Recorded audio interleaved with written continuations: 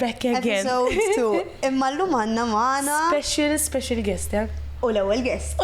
So first guest on the show. Welcome, Yasmin. Hello, welcome. Thank you for coming here with us and accepting our invite. Very honored to be the first guest. I didn't know that, to be honest. Oh, she's matching the set. Exactly. Matching. You blend in very well. So we have a lot of questions to ask you and we really want to get to know you. We're super excited. Okay, first off, nibdew nara basics. What do you do? Your work, what does it consist of? Jien inni nifollow jak sewa. Anka jina. U narak, like, sometimes working from home. U ġili ndur. So what do you do? Mela, palissa, I am a full-time content creator. Okay. But if we want to take it back to the beginning, I graduated as a speech language pathologist. I'm not practicing at the moment because I got too busy with other things, but that's actually what it's eżatt. The basic. Jina way back when, jina pharmacy edha, way back when kont sadna ħan applikat was something li I looked into. It's very interesting. And I love it a lot, and although I'm not practicing, it's still a very big part of me. You ever practiced it in I did, yes. I was doing it privately, and I was also working as an LSC in a school for 4 years. So meta ħriġt mill-università, mort naħdem LSC, jien rid nagħmlu privat, ġifieri that was always my plan. Interesting, yeah, it's very interesting. So, ovvjament, job ta' LSC għandu x'jaqsam ħafna, so I could use it there, u kont kelli private clients wara l-iskola. Umbat kont għamilt X Factor around 4 years ago. Niftakar, okay. U jiena dejjem kont nħobb nieħu ritratti, videos, editing. It was something I always loved to do anke meta kont żgħira. Like on my laptop I used to edit on iMovie u hekk. Forsi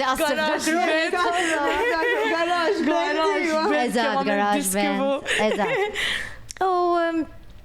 From X Factor I gained a bit of a following. And right after the show, people started approaching me biex naħdem magħhom u hekk. But it starts... It started slowly kind of, and then it just continue to grow. Snowballed basically. U bqajt naħdem xorta ġol l-iskola bħala LSC at the time. U mbagħad meta jisu ma kienx qed ikolli ċans biex nagħmel kollox, kelli nażel, fimtu qed like might as well ride this wave of social media right now because this is its time, kind of. You're happy. I'm very happy. Something you still love, jekk alla ħaraq qazzur, eventually you're tired of, I mean, it's tiring naħseb. Then I also have my music. So that is more evenings awake, and then I was also songwriting for a while. Right now I'm not songwriting, but I was also doing that as a job. So literally at a point I had 4 jobs, guys. Oh my sounds a bit like us. It was hectic. It was very hectic. It's not that now it's not hectic, but now it's like a little bit more focused on, you know, 2 things rather than 4. And when you love what you're doing, għastinduna li kollok dak il-workload kollu. Le, jina ġili jekk inħossni, eżempju ġili nċapel mami, tajli eżempju fej sejra, nejdla sejra fitting, jew sejra da, jew sejra nieħu content hemm, jew xi ħaġa li tkun fanna lija, you know. Unħossi dak is-soltu kont nagħmlu in my free time rather than as work, and now the fact that that is also work, like it's amazing for me. Music. You're interested in tipo maybe doing an album, creating an album, having your own songs. Mela di saqsu li ħafna nies u naħseb is-solt ħafna mużiċisti dejjem yes and that's their goal. But to be honest, I really love my gigs. I love singing at weddings. I love singing in all different events u hekk. So you just like doing so it's not real, mhux ħanejt le, imma jisni mux li tant ħafna naħseb fija li palissa le, you never know where it because I love that, doing that. The raw u għandek bżonn ħafna ħin ukoll, ġifieri biex nifoka 100% fuq music biex nagħmel album, eżempju rrid naqta' kollox for a while. For sure. So palissa nippreferi nżomm kollox. And keep my gigs because that's the best part of the music, I find, the actual performing. Songwriting. So kieku jkollok, would you try and write your own songs? Or maybe it's not a process li vera ħajrek? Le, I love songwriting. Ja xi ħaġa li inni nagħmel meta kont żgħira ħafna. I wrote my first song when I was 8. Nasib vera, it's a different way how to sort of put your feelings on a paper. Definitely. Fil-fatt ħafna drabi jiena nħobb ħafna nikteb fuq personali or personal experiences. Because it's something you can... sort of, you're putting it out there, tamil żmien twil, tkanta dal-lyrics li way back when, where you're feeling. And I love to look back. And they have songs li huma just them, they're on a notebook. I write a lot, it's just, but...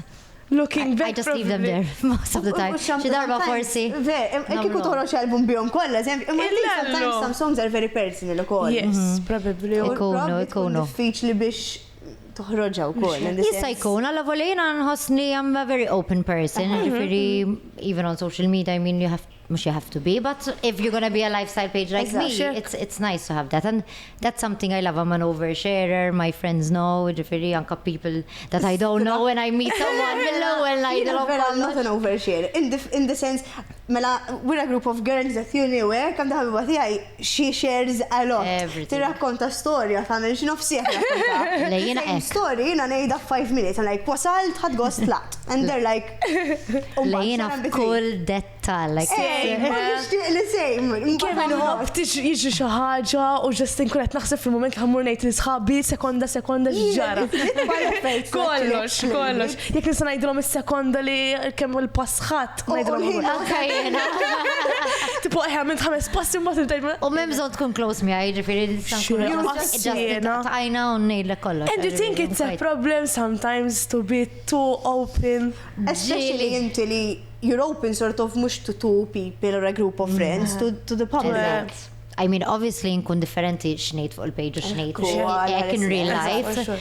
Imma xi kultant ngħid jisnidi forsi aħjar żammejta lija jew iqafaw għax like sometimes I think about it, but then sometimes I just And you get people who judge you for certain things that you do, tipo negativity. Do you get any of that? I feel very lucky not to have too much. Tafli ma naqtakx li kollok. Ġili kelli ta' jew eżempju waqt X Factor kien ikun hemm comments u hekk. Imma that was more għax it's like a wider audience kind of thing. Fimt, ġifieri mbagħad tolqod ħafna aktar nies. But on my page u hekk vera ma. Fil-verità your followers vera ma nsibx. Whoever is chance that hates is following you because they like you, so Eżatt. Nasib imbagħad from Instagram u hekk. Le, ma jiena I feel very lucky not to have had such bad experiences with But you're also very genuine, ġifieri tipo it's hard to l-istess. So and tipo it's hard to hate on someone who's genuine. If you're genuine, like stories narhom hekk. Anke jekk qed nadda fid-dar. Bil-house coat. My favorite tiegħek u ta' Kate. I love you. I love ta' kulħadd naħseb. It's genuine as well. Tipo I live for these things. Tipo meta tara xi ħaġa hekk xi tgħid di vera mhux tinduna li vera. Does it affect in the sense? Imagine Kate didn't like social media.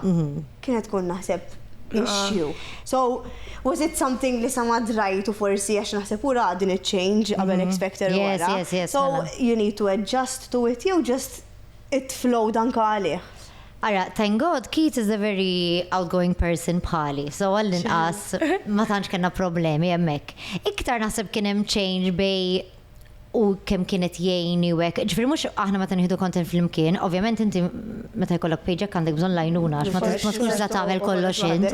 Qisu fil-bidu it took him a while until he realized okay, this is like a serious thing. For sure.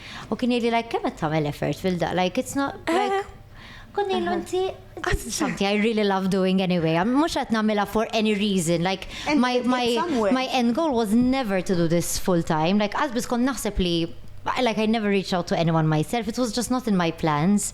I just love genuinely doing it and posting it for the few followers li kelli dak iż-żmien. And the best part is that you're being yourself and people are loving it. Eżatt. So I'm very happy that it grew organically in that way. Mhux qomt fil-ħodu qed llum ħansir influencer. That's one of the best things. They kollok il-partner tiegħek with the same character. Support. Yes.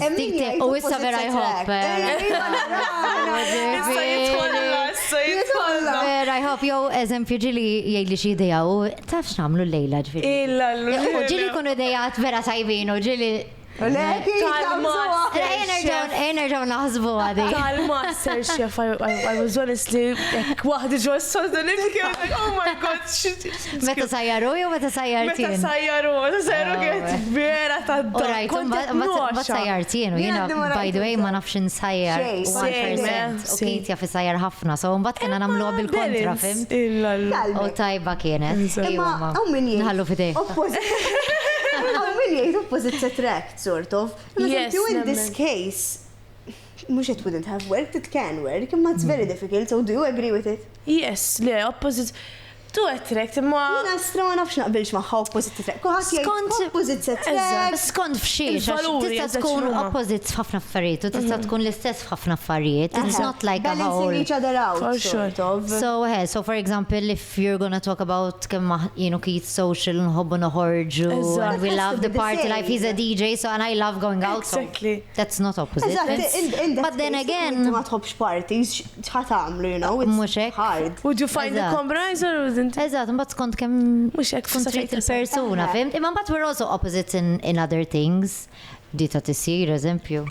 Affarijiet hekk, I'm a bit more lazy in things, like at home u hekk u iktar today u hekk. Imma mbagħad nkunu bil-kontra in certain things. Mhux He'll be hekk. lazy on them and I'm like the one who does them. Fina li that's when you So find it's- your person, yeah? I believe that it's more of a match rather than naħseb li you compromise in the... tkun quite similar to live sort of a sort of smooth life and relationship. Eżatt. Imma but the differences huma sbieħ fl-affarijiet li ma nafx Ħafna. nagħmel jien taf tagħmlu ħafna. Eżatt. That's perfect. That's when you're a great Dak match, il-mod fimt? mbagħad naqbel. U mbagħad taf xiex ma naqblux jekk nkunu ħan iġġieldu eżempju. All right.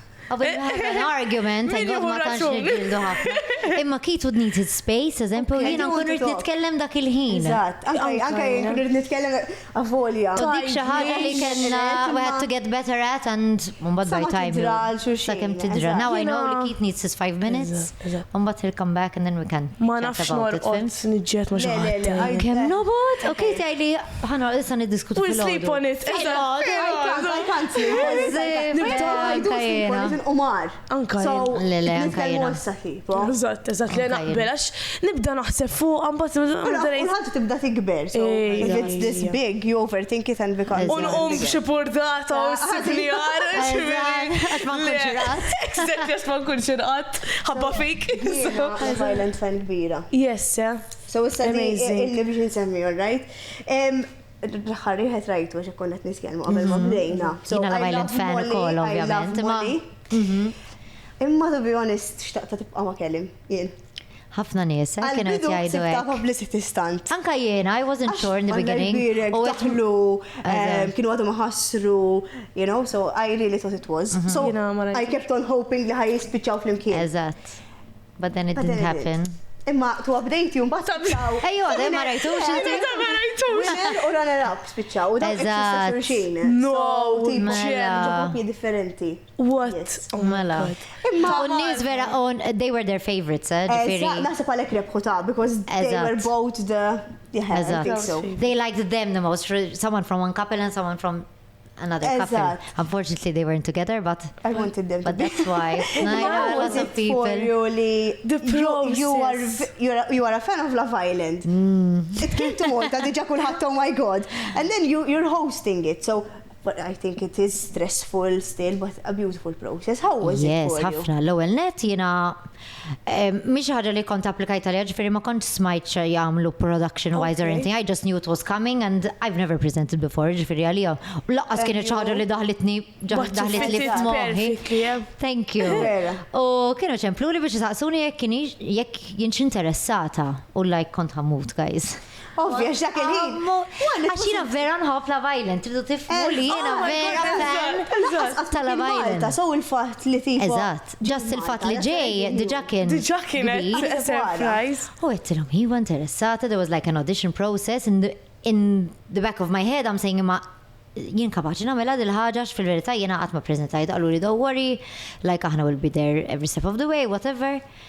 U it's okay, sa jekk ma nkunx tajba li ma jazlunix, u nimmaġina għet ma like għan iprovax, this would be For a sure. perfect fit for me. Like, Exactly. I don't think I would have presented any other Show. Għalek, għax xin rajt. Il-fatt li you're already Eżatt. sort of comfortable with the idea. Taf kif jimx il-programm. Eżatt. Dik tejn ħafna. Yes. U mbagħad kontet naħdem ukoll bħala story producer fuq il-programm, ġifieri that was something totally new as well, but something I really dived into għax again, vera nħobb il-programm. So kont inkun hemm, ġifieri għandi eżempju rrid inkun hemm 4 sigħat u nibqa' sitta, ġifieri.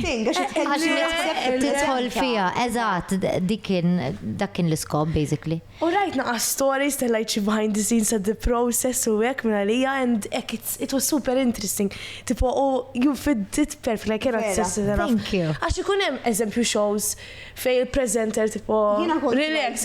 Dik ix-xena tinżel mill-helikopter. That was the coolest thing I ever shot ever.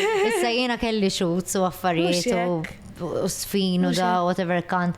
Imma that was the coolest thing I ever shot. I couldn't believe it meta qalu li ħanamluha. U you saw a lot of relationships being built on camera. Especially issa li qed tgħidilna li kont even taħdem sort of not just presenting. Yes. Do you believe that meta tibda relazzjoni, it's better to sort of keep it private, or do you think in that case fej rajtom they were actually being filmed every step of the way, did it help them jaslu iktar qudiem iktar malajr? Naħseb di skont, naħseb in-nies. Għax hawn nies li preferu jżommu kollox privatu li naħseb that works very well for them. So naħseb, and also these people who went in for Love Island, they chose that. Eżatt, ġifieri naħseb tkun open għalija jekk ħatitħillilha mbagħad tagħmilha sew. Obviously hemm tajbu ħażin f'kollox li qed tara kollox once li tmur id-dar illa dik ma kontx naf biha, dik ma tkunx naf biha, everything. U qed jarak kulħadd. Jiena meta kont inkun qed narah ngħid Madonna, tifo. Ommi tarani. Oh my God. Imma jiena li the participants were amazing. I loved every single one. U vera kienu grupp maqut, ija. Il-xib taħseb imma relationships should be built privately. I mean, tipo, kif edna, tipo, skont il-persuna fil-verità, tipo, għamminuna aktar reservata, għamminuna aktar na open for that type of thing, but in real life, x'tagħmel Keko? Naħseb li I would keep most of it private. Tipo, I like to show people that I'm in love, I'm happy, u dal-affarijiet. But I don't want to overdo it to a certain extent where it's like too out there, so everyone public. Knows what I'm doing, everyone knows. Or maybe till like a certain time, so like start what's inħobb, meta xaħat jitfar it-trat u forsi il-persuna ma tidirx. Like a soft launch kind of thing. I love a soft launch. Part nemmen li importanti tkun naqra private. Il-sens jek jitlu ħafna opinjonijiet ta' nies li definitely. And even if it doesn't work out, I mean, we don't want to tell everyone. Influenzaru ħafna. Imma kajek jiena I'm close to the person, I'm getting closer. I don't know him as much. Jek xaħat għajli xaħġa, ħat affetwani ma l-ewel. Yes, for sure. Who am I to believe, etc. Until you actually get to know the person well, it alright, this is my person, u ħat ma għos jindaħal. U jgħidlek xejdulek, there's trust. Naħseb you can put. Imma at the same time, jien kieku naħseb niddeja if it's fully private for a really long time. U tiġi minnaħa waħda biss. Għax jikuna nħosni qed jaħbilni. Eżatt. Jiena minn xtajba li għafem, u fjem. Clearly. Għaxħala public il-ħagġa. Imma, I understand what you're saying. So, jien kieku nħosni, okay. Niddeja naħseb eħna. Memx għalfej għax titfarit rat miegħi. Mux that. The point is li, isma, I want to show that I'm happy with you. For sure. Jien xandi li ma tiġturi. U naħseb li ktar ħaġa importanti jekk hemm xi ħadd li hekk li probablement ikunu l-boys iktar postja xaħna l-girls iktar postja. Tittara if it's coming from a good place or not, because it could be that he's shy, he doesn't really post much. You know what I mean? But jekk ħajqot jippostja fuq kollox li fuqek. Problem. Kiku jiena red flag għalija. And allura naħseb li eventually mbatta fetwani, tipo, for sure. If it had to happen again in my relationship now, obviously kollok dik it-tip ta' trauma that isma' forsi ħadd ma jaħsibx imma moħħi mal-ewwel hemm imur. So to me it is something, aw minn ma ddejqux and it's totally private. Tarom xi sentej wara tgħid għatma konna Eżatt, daw għedin flimkien. Imma Tiġri dik vera it wkoll. could never work out for me. Anka rajt ukoll xi ħaġa differenti obviously qed inqabbel kif bnew relazzjoni la Ireland ma kif tibdija barra. They lived together mal-ewwel. Mal-ewwel. So that must have been really weird imbagħad meta ħarġu and they had Mux kien kikun nitqatel. separate. Kontra. Is-soltu l-ewwel ma tgħix flimkien u mbagħad tgħix flimkien. Eżatt. It was the other way round. Grazzi. Eżatt. Imma do you Le think jiena li għandhom gazz kbir mill-bidu tal-aħħar. mill-bidu sal-aħħar to be Għax, seen u di in dejjem every ngħida aspect. għax ħafna nies they're very quick to judge and they're very quick to For comment on everyone who is on TV. For sure. But fil-verità without them we won't have any entertainment. Mhux hekk. anyway. One, two, ħafna minn nies ma jkunx kapaċi jagħmluha. Eżatt. Daw vera nies Le, So, like they ħafna put guts. themselves down there and they were did it. being themselves. And they were being Eżatt. themselves u jagħmluha. Diġà rispett kbir. Jina personali naf il-day l-eżempju, jina naf minn kon zaħira. U I knew that he was himself, tipo fully, u għettillalu tipo, wow, tipo Kemm hu. respect, kemm inti. Eżatt. Or you're being showcased for the whole island to see, and you're still yourself. So I had massive respect for that, so I'm sure everyone else Mela, did the same. fil-verità, inti d-dume, ġifiri ma tantx tkun tista. You can't put her on an act Mux for hekk, very you long. cannot, eżatt. Anka ta' barra u hekk dejjem nindunaw li it's like xinis jek Fil-bidu- ġili jibdew naqra hekk, Eżatt, but ma. towards the end the true colors they always come out. ġifiri. And the Separation. question, who was your favorite couple from the season? I'm not sure, but I'm allowed to say that. Why not? It's an opinion. I don't know. Yo, enough. Yo, which process Did you enjoy did you watching enjoy Eżatt? most? Just in case, don't get in trouble. to be fair. Ikonna Next question. Next question. Mela, what was the next question? Thought process? The process sort of li kif rajtom ek minn Of which couple? sal-aħħar. Mela, okay, that I would say Dale and Nicola. Vera? Because I Okay, think naħseb. that they had a lot of ups and downs and still got Vera, through it. vera. in there and then came out really strong. They're still together. It's very, and I love Post. seeing them and Gabby and Sven still together. And Yes, Hosekli, True. like the show, Ħarġu brought these ċaċa. people together, which Sure. is a really beautiful thing and sure. is ultimately the point of the show. I love watching these shows. Hemm Ħafna, wieħed on ħafna. Netflix, Love is Blind. Ma Qed taraħ nafx ta' rajtu. bħalissa? Qed naraħ bħalissa, amazing. Vera tajjeb. Basically, jekk qatt ma rajtu. Sabu kol. Imma dan Love is Blind fer għandu concept sort of differenti. Daw Vera basically qatt ma toġobni. jaraw il-xurxin. koncept naf xinu. Qatt ma jaraw il-xurxin. They propose to each other. And they're engaged Mela. before they even see each other. Wow, Eżatt. sten, propose. Mela, Joħorġu and they're already engaged. you can only meet when you propose, Eżatt. basically, Mela when you're dawn għandhom engaged. Gazz kbir. Oh my God. It shows, jien season 1 kontra jtu sak nagħtu s-sena. U jkun hemm Ta' actually dis-sena like vera tajjeb, Ta' season 1 min 5 years down the line għadhom Flimkien, għadhom mela, hemm Destiny. mela. Destiny, imma do you believe that Love is Blind? Din. Għax I don't know, it's very hard to Ara. put yourself in that position. naħseb. Definitely. Naħseb li, I do believe that it can work in the way that they do it. Fil-fat it does for some It people. Because does work. I think an emotional connection vera importanti. Yes, yes, ħafna Eżatt, iktar eżatt. mill-physical. Mux qed ngħid il-physical le, ġifieri. Tiġi mal-emotion. Eżatt. Eżatt. L-ewwel ħaġa li tara l-persuna. Imma tafx li vera toġobni minn dal-kunċett li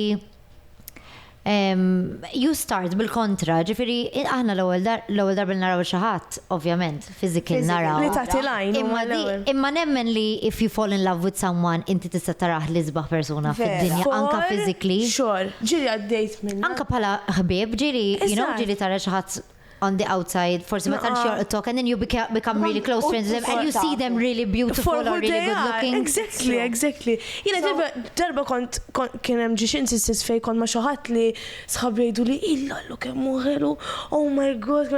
Inti okay. And he wasn't. Your type. Le, għax tiġi bil-kontra, like, jekk xaħat, like, tik dak il-bad vibes, tara. I think You can be. Ma tantx tara the most good looking person Eżatt, anymore. eżatt. And fil-verità li bil-kontra u koll, li vera naqbel emotionally, u ma jkunx my type, my usual Eżatt, type. eżatt. Imma I really like him Le, because diem- there is the connection. Eżatt. So I see how it works. Imma at night, like season 1, 5 years later, hemm two couples. Id-dar, Mela, u da vera tajjeb. The last one. Mux ħana jċeħa li ma Le, għandux. eżatt, Please, eżatt. please, le, le, le. Imma it's really nice. Jiena naħseb on this topic. I mean, naħseb xorta jrid ikun hemm l-attraction at the end of the day. Yes, So yes. jekk toħroġ minn Ideally, dak il-bib ifhem. when you're already engaged in this case. And there's Triħu qata. no attraction. Teżat kont It's ħanejda. still not going to work. Imma hemm iktar ċans ħajkun hemm attraction. because Hemm you're already ħafna into aktar it. ċans jiena naħseb eżatt, because inti diġà tħobb il-persuna minn ġewwa, ġifieri. Aħseb wara Nimmaġina Eżatt. li inti tara, I mean, I don't know exactly how they feel, because it must be a very unique feeling. Vera, vera. Il-fatt huma jgħidu, meta jkun qed titkellmu jgħidu, oh, I just, like, It's made, it just clicked, like your voice with your physical. They need to click it, fim, together, għaxin kella. Thank you, yes. We loved having you. Loved it, Iftar loved diġà l-ħin. Ver, kontet najt. And we have the same love for love shows. Eżatt. Thank you. Some friend got us brownies. Thank you. Brownies. Thank you so much, Charisma, and thank you, Geordie, as well. Thank you as well. Thank you. Very excited to listen to all the rest. Thank you.